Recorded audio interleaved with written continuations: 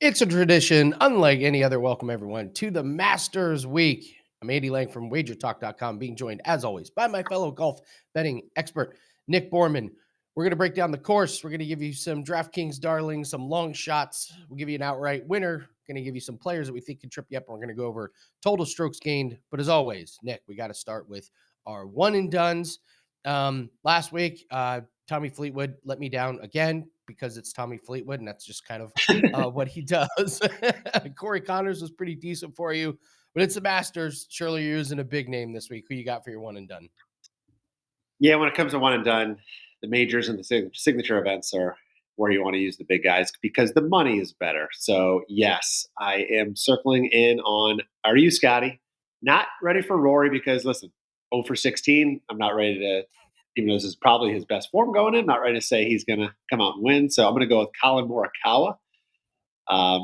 Obviously, there's not a lot to say as far as his tee to green game is fantastic. He actually is number one this year on tour tee to green. We just know his weakness is usually putting, but I'll just say one thing and then we'll let you go with yours.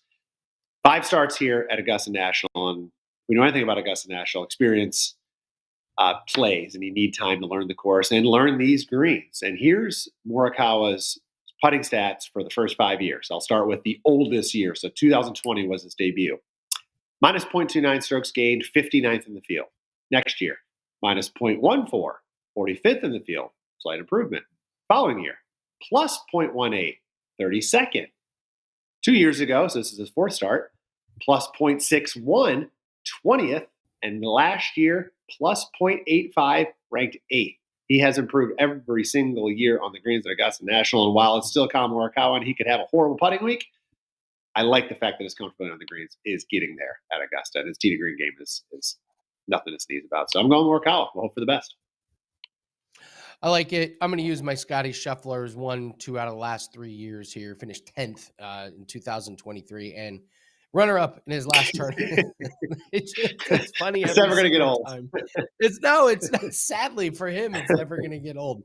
His last tournament, he finished runner-up, so I'm sold. I think he's almost back to the normal form that we saw from last year. Yeah. So if you're going to use a Scotty Scheffler, it's going to be at the Masters. I don't need to go over the numbers. You all know that Scheffler is number one in the world. So I will use Scotty Scheffler this week as my one and done.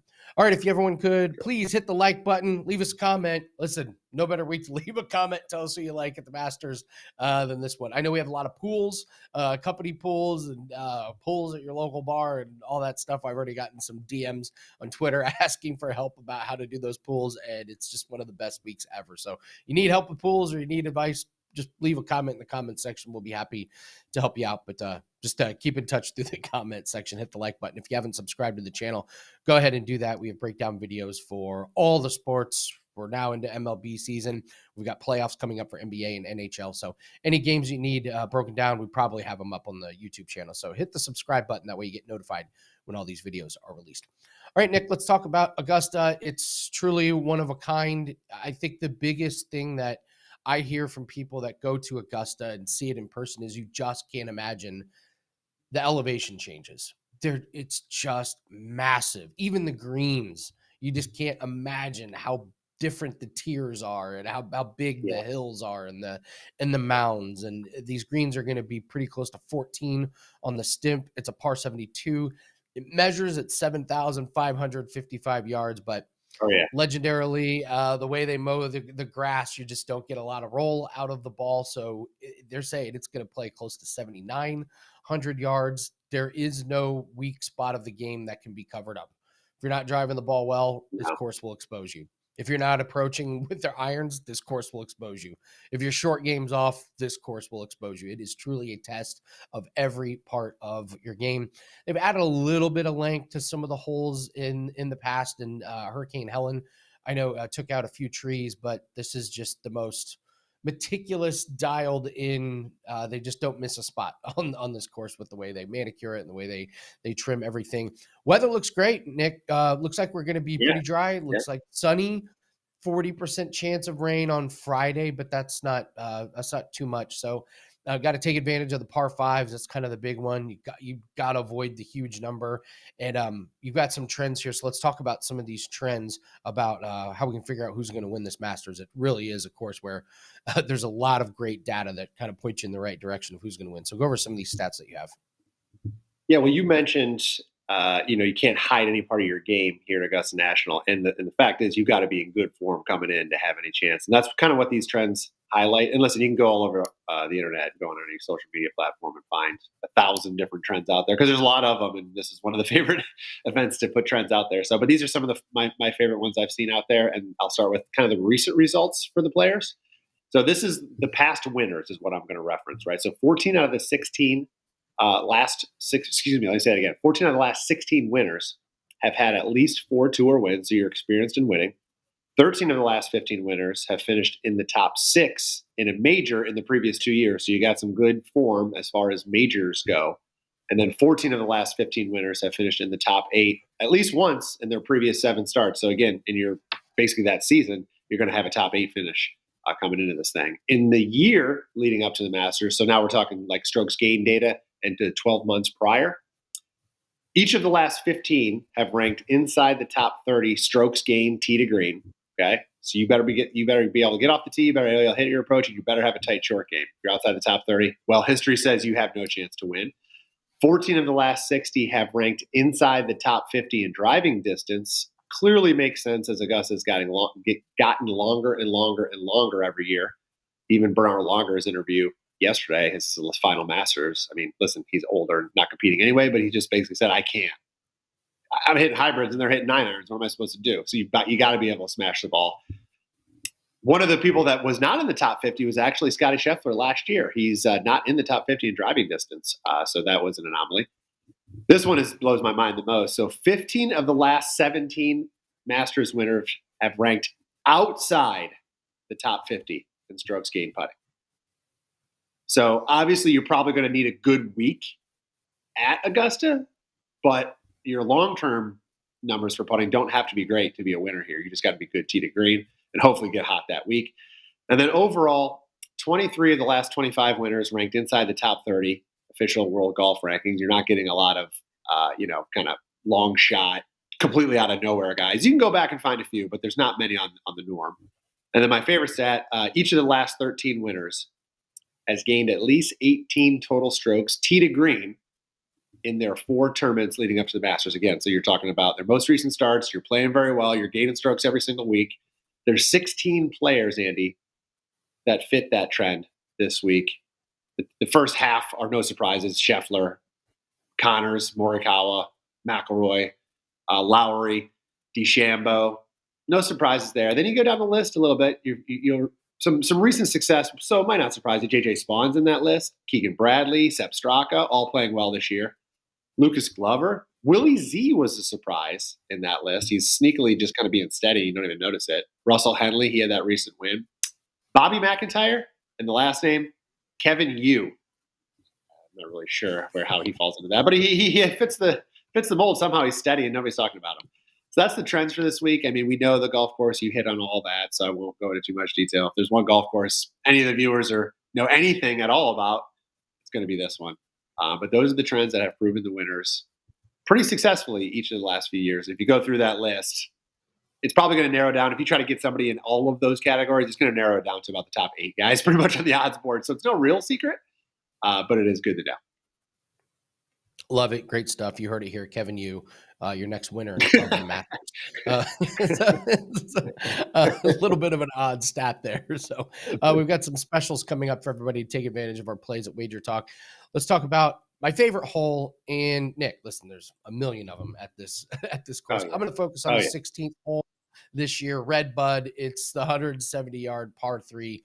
I mean, this hole, depending on where they put the pin, you could get a hole in one, or you could bring a really, really big number into account.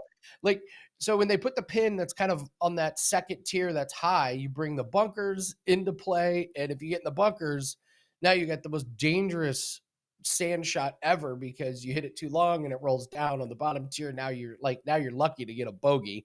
But then when they put the pin on the last day down at the bottom tier, everything funnels right in there, and you're going to see guys burning the hole on the tee shots. You're Yep. looking at potential hole-in-one.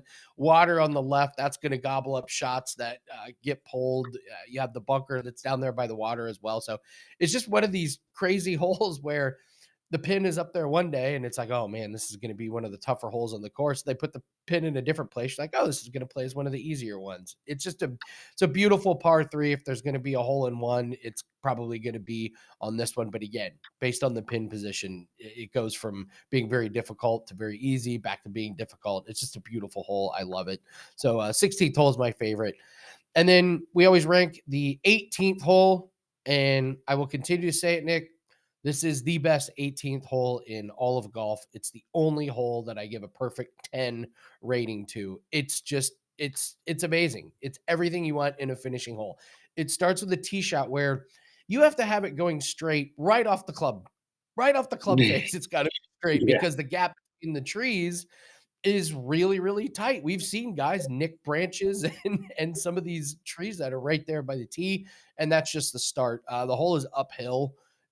It says it's 465 yards. It plays way longer than that. If you kind of get your drive going off to the right, it's dead because you're in the trees and you're in the pine and the pine straw, and the green is off to the right. So you're just going to punch it out and pray for a par or bogey at best. No angle to the green. If you get it to the left, you're looking at trees, you're looking at pine straw. And then the approach shot, you've got it's a huge green first off with big elevation changes. There's bunkers short and left. There's bunkers to the right. Those are going to see plenty of action. The runoff area where all the spectators are on the left, depending on where the pin is, that's a nearly impossible up and down based on where the pin position is. So everything about this hole is difficult. It's great for drama. It's a true test of all of the parts of the game. I think it's the perfect 18th hole. I love that it's not a par five. It's just a really, really difficult par four here.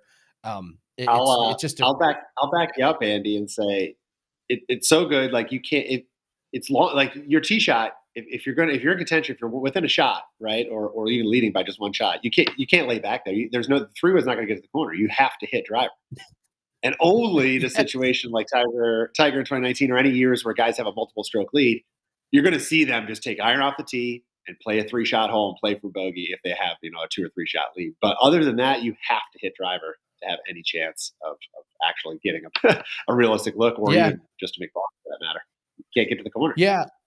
I found a crazy stat about this hole. The easiest it's ever played, the easiest year that this 18th hole has ever been played was 2001.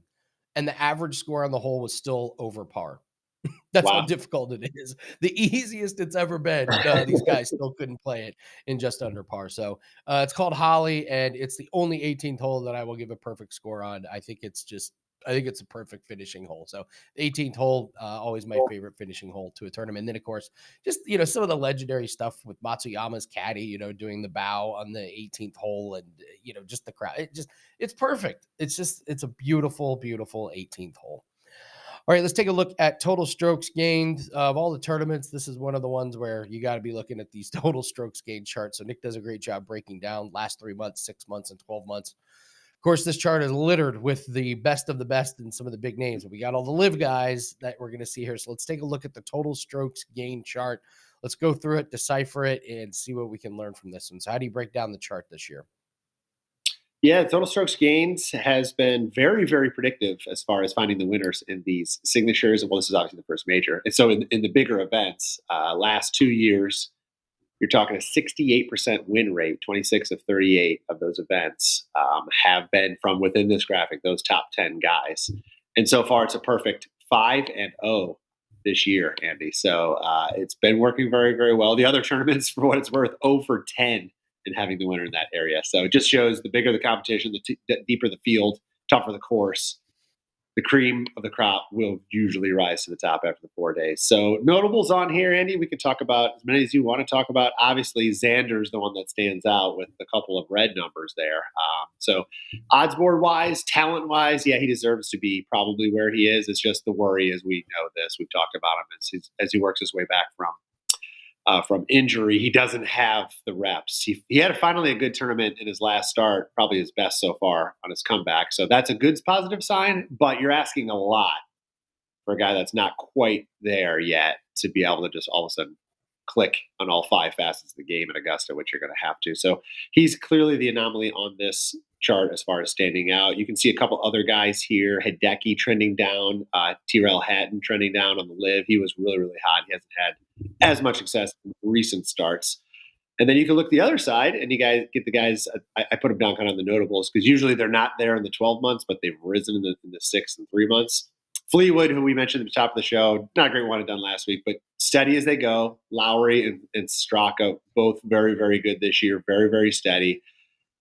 Augusta is all about approach numbers, and while this is total strokes gained, you look at Lowry, you look at Straka, those are two of the best approach players on tour, as is obviously Scheffler, who's number one, Morikawa as well. So those are the guys that hit that mark that really, if you look at the winners from here, Jack, elite iron player, Tiger, elite iron player. It takes elite irons to win usually at Augusta. Those guys stand out. And then you look at the live guys here, you got Rahm steady on the live tour, but how does that translate? When the competition's a little deeper. DeChambeau obviously has the major win from last year, so we know he can be there. And he had his best Masters finish last year. I forget, it was either 6th or 7th or something like that. He was top 10 for sure. So perhaps he's finally trying to figure out, but he's learned that distance is not necessarily the one thing that can take down Augusta. It helps, but it's not going to necessarily win it. Then Scotty and Rory. Rory has passed Scotty in the short term, as you can see here in the graphic. Obviously, both clearly the top two in the field and the top two on the odds board. But Rory does seem to be in better form right now than Scotty. However, Scotty, as you mentioned, Andy, coming off his best start of the year at the Houston, could be the springboard he needs to just, go through the rest of this year and crush it. But it's interesting. The winners recently at Augusta seem to have wins prior to Augusta that same season. So you kind of scratch your head and wonder if that will come true this year. And maybe Rory in his 17th start, can he finally do it, Andy? I don't know. It's I saw something where it was showing like the number of starts. So if you take all the winners of the Masters and you kind of just group them into what number their start was, like, oh, he won on his 5th start, he won on his 10th start, right? You group all that in there. The sweet spot is like 7 to 12 in that area of 7 years of experience to 12 years of experience. You're peaked, you're winning, that's it, right? Once you get past 13, 14, and 15, I think there was one guy that's won after his like 15th start, or maybe two, in the entire Masters history, and Rory's now at 17. Now, granted, he's still young, but it's interesting to say that the longer this goes, the more pressure is going to be on him. And so far, he hasn't delivered. But those are my notes on the strokes gained, Andy. Anybody here you want to mention or talk about? Yeah, Hatton with his 9th place finish last year. He looks terrible. He looks absolutely terrible on Live Tour. 33rd, 19th, 20th, and 23rd. Those are his finishes on Live. These are short fields on not great courses, Nick. So he's been in terrible form. DeChambeau has actually been in good form, 5th and 10th in his last couple. So I would play DeChambeau before I would play Hatton. I'm not really sure what to do with Schauffele. I think he's gotten better, 12th in his last finish. My worry is just the consistency. You can't have a bad round here. One of the stats is like the eventual winner. They're always in the top 5 after the first round. Like you cannot fall behind in this one. So with Schauffele, like, yeah, he's got the upside, but does he have the upside for 4 rounds? I'm a little worried about that one. Matsuyama always plays good here, but yikes, coming off of 2 missed cuts. I don't know if I trust him at all. And Justin Thomas he's the opposite. 2 missed cuts in the last 2 years here at the Masters. Now, one of them was because he drew the terrible short end of the stick on the weather draw. That was 2 years ago, but he's been really good this year. 2nd, 33rd, 36th, 9th, 6th. So his current form is much better than his other ones suggest. And I dropped down to Sepp Straka. I just think he always seems to be undervalued. This is a guy that's made the cut the last 3 years. He was 16th last year. His last few finishes, 28th, 14th, 5th, 11th. Like he's really good. He's calm. He's cool. He doesn't the pressure doesn't get to him, and he just does a little bit of everything. I think I'm done with my Tommy Fleetwood Even though he plays good here, and he was third last year. I just I can't trust that guy at all. So, but the other dark horse up there is Russell Henley. I just love Henley. I love him too. Yeah, his game sets up really good here. He hits fairways, he hits on the green, he two putts and he walks off the green, and every once in a while he'll get a birdie, and all of a sudden you look up and he's in 18th. You're like, how I haven't seen a shot of Russell Henley all day. And it's like, yeah, because he doesn't do anything like super spectacular, but he's just always there. He's got a win this year. I would say this is probably the best start to a season he has ever had. So Russell Henley is a guy that I would be happy to be playing. So do you have any other takeaways from this chart? No, I mean that's kind of where I'm circled in on, is these guys as they kind of fit all those trends too. Maybe not the live guys on this screen, but a lot everybody else on there fits all the trends I mentioned at the beginning. So everything's kind of just pointing right here as far as picking outright winners. There are going to be, and there always are at the Masters, though, the guys that will have top 10, top 20 finishes that are, plus 500, plus 10, plus 1,000. So that's where you can really scream some value on longer hits. But I just don't see those guys winning, unfortunately. Yeah, I'm with you. All right, we're going to get to players that can trip you up, but we are running a special this week for the Masters for only $29. You can get not one, but both of us. Why not? It's one of the best weeks in all of golf, so you can get both of our plays for only $29. You don't need a promo code. Just go to my page, wt.buzz/AL, or go to Nick's page, wt.buzz/NB, and you get both of our plays for $29. I've already got a play that's up, so you get all the plays from now all the way through. If we have daily head-to-head matchups, if we have daily round scores, you'll get all those included. So no better time to take advantage of two golf handicappers for one of the best tournaments of the year. So we run this every year. It's always really popular, so don't miss out on that. $29, you get my plays, you get Nick's plays as well. wt.buzz/AL and wt.buzz/NB. All right, let's go to players that can trip you up. And I think this is my annual tradition where I just start listing live guys here, Nick, but I'm going to John Rahm. This is like my annual tradition. I'm going to fade Rahm in the Masters. He won 2 years ago, and he split for live, and last year he finished 45th. I just don't see these guys as battle tested. The live courses are easy. I've been watching more live this year. And Nick, the course they just played in Miami was long. It was difficult. There was a little bit of rain in the first round. And guys like Jon Rahm and Niemann, they melted in the first round. Rahm shot a 73. Niemann hit 3 balls into the water off of the first 2 holes. These guys just, if things get a little bit difficult, they just seem to kind of fall apart. Now, Rahm rallied the last couple rounds, but this is a theme with Jon Rahm, is his slow starts. This is going to be a problem if he gets off to a slow start. Singapore was the only tournament where his first round score was not the worst of the week for him. Every other tournament, his first round score has been tied for worst or the worst score. That's going to put you in real trouble if you get off to a slow start. Yeah. He's priced as a top 6 golfer.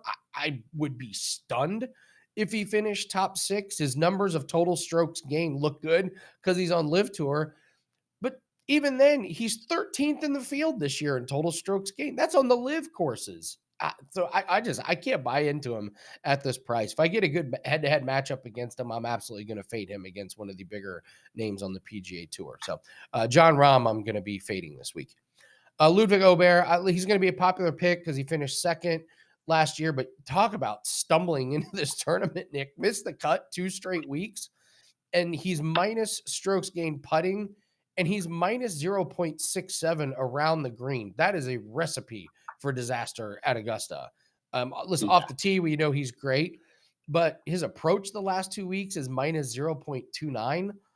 What do you just flip a switch and all of a sudden you're going to be great at Augusta? I cannot bet on him. I don't know what's happened to his irons and his short game. He's a stay away from me, and maybe even a fade if I get the right head-to-head matchup. So Ludwig Aubert will not be in any of my lineups. I mentioned Niemann, similar to Rahm here. Live in one of the most laughable things is trying to tell me that Niemann should be in consideration for the number 1 player in the world. I think he's a bit of a quitter. If he's not if he's not front running, Nick, I watched him just give up. I watched him give up last week. He hit 2 balls in the water on the second hole, then he hit one in the third, and he was done. He finished behind Anthony Kim. That was a real thing that happened. Joaquin Niemann finished behind Anthony Kim last week. So he's just like, he's priced as a top 10 golfer, but his best finish ever here is 16th. That's a big leap to make to get him in the top 10. So no chance I'm betting on him this week. Joaquin Niemann is going to be a stay away from me.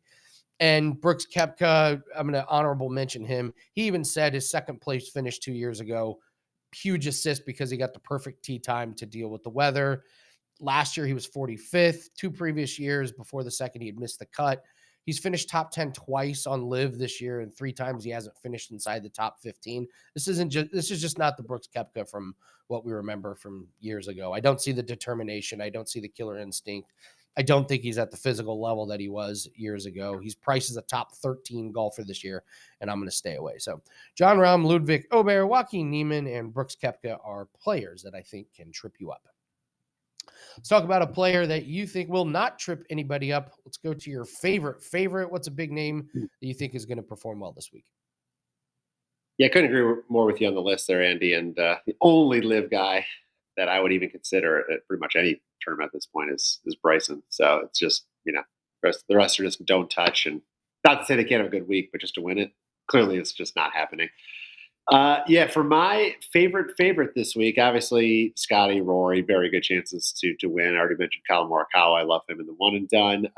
Right below those guys, I'm looking at JT, who we have certainly talked about several times already this season, and it's really no surprise. He's finally returned to really good form. He had that horrible 2023 campaign. The only thing still missing, though, is that win. But gosh, you got to believe it's coming sooner rather than later. Since the start of the fall season, JT's played in 10 events. He's finished top 10 in 6 of them, including 4 podium finishes. That's top 3. So basically, because he hasn't won, it's runner-up or third place 4 times out of his last 10 starts. He's knocking on that door, Andy. It's coming.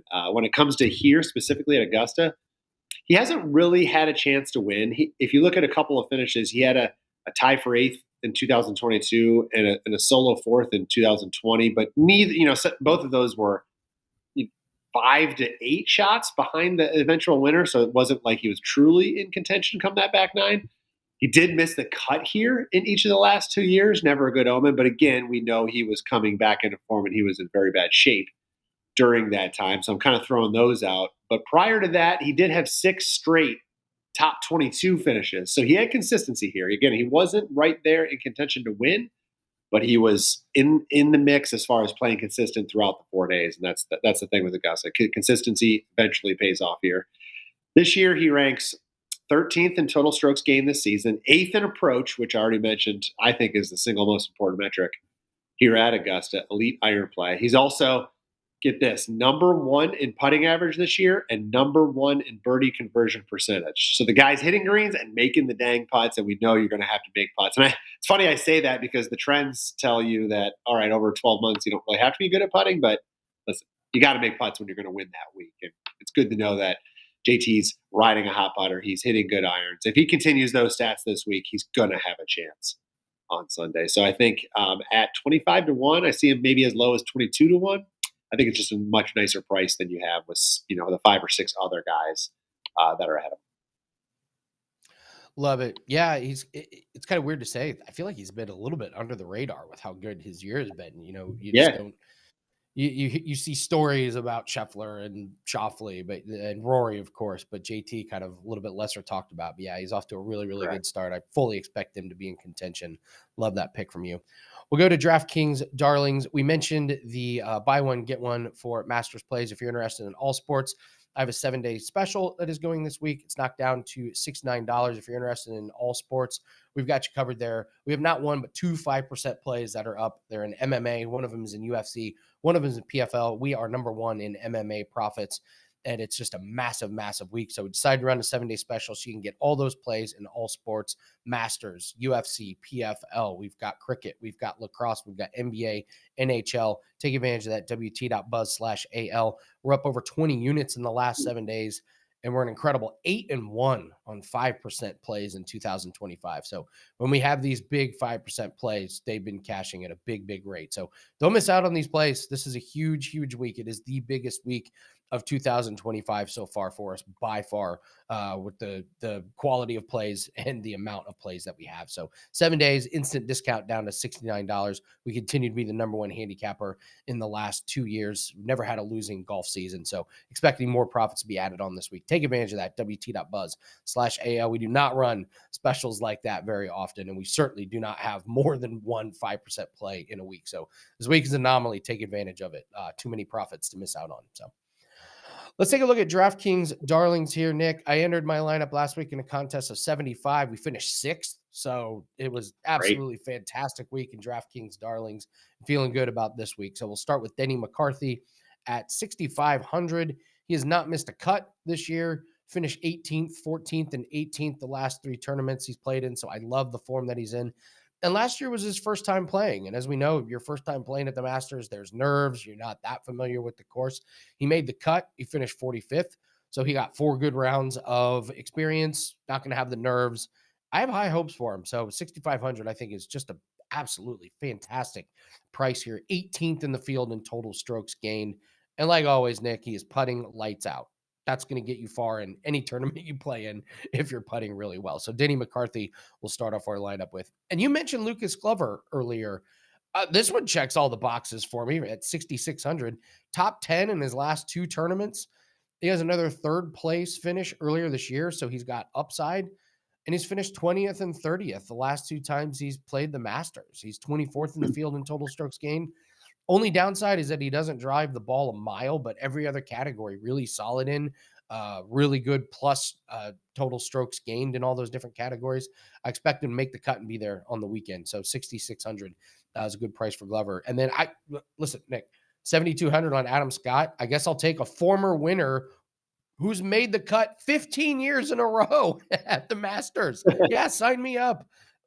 Is he going to be in contention to win? No, but he knows this course as good as anybody in this field. And that's a huge advantage. He knows how to minimize mistakes. He knows how to take advantage on certain holes. He knows every inch of this property. And at this price, he's a no-brainer if you're just looking for guys to get through to the weekend. So Adam Scott at 7,200 is going to round out DraftKings Darlings. And as always, free digital download is up on my page, wt.buzz/AL. Gives you the full DraftKings lineup that I'll be playing this week. And it's got the write-ups on the players that can trip you up the course and all of that. So that's free, wt.buzz/AL. That's the same page. You can grab the Masters promo, or if you want that 7-day special, everything is on that page there. All right, Nick, let's take a look at another long shot. Kind of scrolling down, looking for some better odds. Who do you think is going to perform well at a really nice price? It's funny you mentioned Lucas Glover. I've been staring at him, so far all week, just like, what am I going to do with this guy? What am I going to do with him? Like, the only thing holding me off is this is literally his 275th start at Augusta National. So maybe he missed his window to win. He's been playing here since the 90s or something stupid. So whatever. Gotta love Lucas Glover. Long shot, if we'll call it that. And the thing about the Masters compared to the other majors, it's a short field. Half the field are past winners in their 50s, 60s or older. They have no chance. So it's a unique field in the fact that most of the guys that are probably, that are regulars in the PGA Tour are going to make the cut, right? Because it's, like you're not even chopping half the field. So it's the odds board reflects that, and the top 20 plays reflect that, and it's harder to find as much value. But I'm looking at Bobby McIntyre here. He's listed at 60-1. His top 20 price is not that good. It's only plus 150. A lot of it's because of the reasons I mentioned. The field's not that deep when it goes to that top 20 type of plays. However, at 60-1, I do believe he gives us some good value on the outright, and I do like a top 10 play out of him also at 4-1. The one thing missing for him is his experience around this track. It's only his 3rd start here. However, as I mentioned before, kind of the year 3 is when you start to really kind of see the incline in your strokes gain data over the years at Augusta National. It's at the beginning of the learning curve going up for these players. So we got that going for him. He didn't play the last 2 years. He wasn't as good a form, but he did play here in 21 and 22, and he finished respectable both years, tie for 12th, tie for 23rd. So very, very solid in those two starts. I like that. Aside from that, he finished inside the top 11 in 3 of his last 4 PGA Tour starts. He was 6th at the Waste Management, 11th at the Arnold Palmer, and 9th at the Players. Obviously, tough courses, deep fields. So certainly good prep for this week. I think Bobby McIntyre is not going to get any talk. The one little anomaly I'll add here that I really like about Bobby Mac He's lefty. You know, it doesn't get talked about enough because there's not enough lefties on the PGA Tour, let's be honest. But think about some of the history here. Bubba Watson, Mike Weir, Phil Mickelson. It's long been storied that Augusta National sets up for lefties a little better. And that's because anything moving left, a lot of dog legs going left, it helps that lefty hit a cut. And the cuts are always easier to hold, land in the fairway, and be able to play around Augusta. So it's 0.06% of the play. But I wanted to mention it. He's a lefty. I think it helps him this week, and he's a great form. He's got a little experience here. But Bobby McIntyre, look at him. How do you not want to bet that guy? Handsome man. Yeah, he's good in the majors. He's played 15 in his career. He's made the cut in 13 of them. So Yeah, it's like, yeah, he's probably going to be there on the weekend. And you're right, 20. Yeah, and you won't see one shot from him. I guarantee it, because he'll finish like 12th, and you'll never really be, Yep. Yeah. But the good news is if they do cut to him and he's like off the green, it probably means he chips it in because that's the only time. That's true. That's true. Yeah. This just happened. Oh, it's going to happen here. Yeah. Yes, absolutely. Nick, besides golf plays, I know you're having a really nice MLS year. So tell everyone what besides the Masters plays you have up at WagerTalk this week. Yeah, of course, we have MLS rest of season package, $3.99 up through December. An even better deal right now is the end of the European soccer season. So it's basically another BOGO deal. Buy 1 month, get one free, because the season goes through May 31st. It's $99 is a month for me on soccer, and you get both months through the end of May 31st, the Champions League final. That's mostly Premier League, English Premier League, and Champions League. But MLS is included as well. So if you want to get a taste of the MLS season, this is a good way to do that. Again, that's every soccer play, 5% is included through May 31st for just $99. If you want just MLS, that's available too on my page. It's going for 7 straight winning years, already up 8 units this year. So it's off to a good start, and hopefully we'll keep that rolling as the season progresses. Yeah, take advantage of these specials. We try and run as many specials as we can, but we don't run them all the time. So when we do have a buy one get one free for the Masters play, take advantage of that. When we have a 7-day special, take advantage of that. When you've got Nick's end of year special, take advantage of those as well. So especially this buy one get one, it's a great one. There's going to be plenty of plays. There's so much data that it just opens itself up to quite a few plays. And whenever it's the Masters, the books always release more plays, so you get even more opportunities to cash in on those. So take advantage of that. $29, you get my plays and Nick's plays for the Masters. All right, that's going to do it for us this week. Again, hit the like button and leave us a comment. Tell us who you like this week. If you need help with any of your pools, leave a comment. I'll try and reach out to everybody. But thanks so much for watching. Don't forget to subscribe to the channel. Take advantage of those specials. Good luck on your plays. It's one of the best golf weeks of the year. But make sure you join us next week. We're here every single week breaking down all the tournaments, hoping to make your bankroll just a little bit bigger today than it was yesterday. Good luck on your plays, and we'll see everyone later.